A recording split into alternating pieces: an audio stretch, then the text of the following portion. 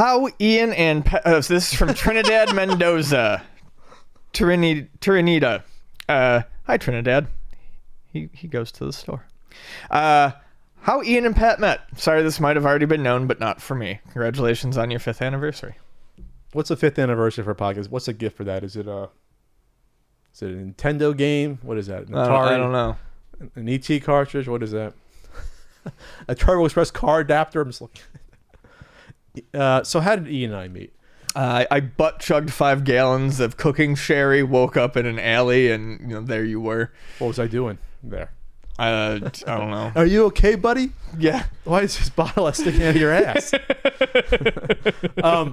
It was 2008.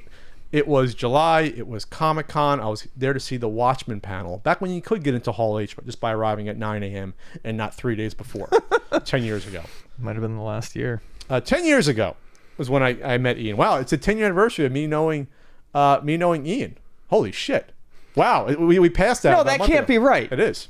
It was 2008, buddy. That had to be 2010. I didn't know you when you first started doing Pat the NES Punk. I first met you in 2008 when I visited Luna Video Games, the Voltaire location, in July before Comic-Con. Oh, okay, sure. Yeah, that's Not right. knowing you, but we, Met me, yes. I met Ian. There was a cute little video game store. I love mom and pop video game stores. I stroll into, visiting San Diego. I looked up video game stores. There was Game Zone, which is hell on earth.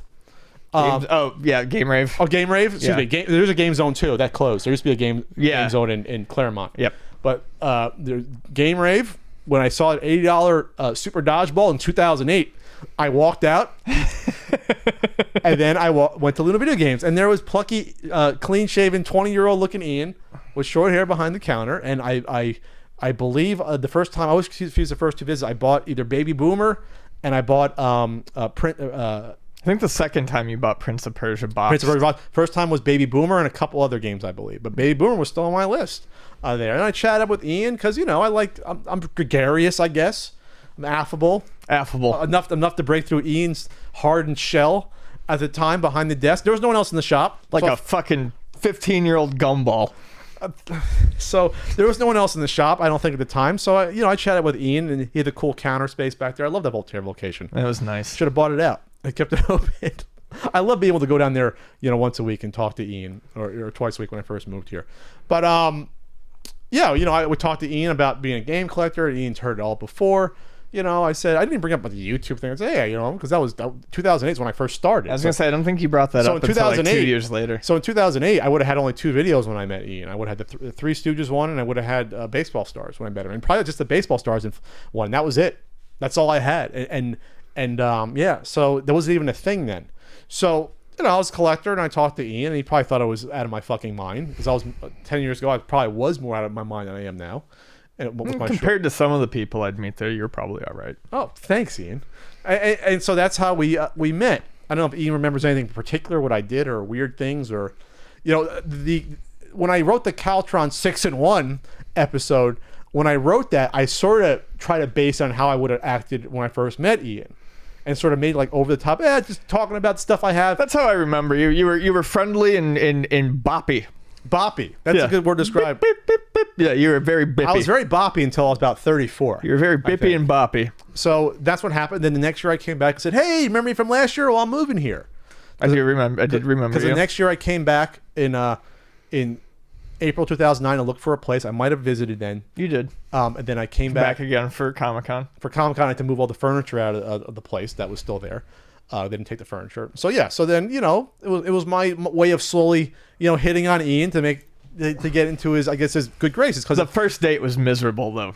The first date was the first date really going to the swap meet? Would you call it? Was that fall 2009? I don't know. No, that was later than that. We weren't really talking that much fall 2009. Oh, that's when I started to get to know you more. Yeah. Yeah. It was. Whew. You remembered me though when I came back in 2009. Yeah. No, I remembered you. He was like, hey, party time. I remember chatty people. You said that with a little disdain. No, I remember chatty people. It's not a bad thing. I remember the people who talk to me that, provide me some respite throughout the day. I was proud of making friends with Ian at the time, because for me, it's always been 100 times more difficult to befriend guys than girls. I was proud of, What were you proud of? not hating a person immediately. Oh, thanks, Ian. But that's basically how it happened. And Yeah. you know, the rest semi-history. We get to early 2010. The NWC Grey comes in. Yep. I barely can afford it. We giggle like schoolgirls with it, and we bonded over things like that. That was fun.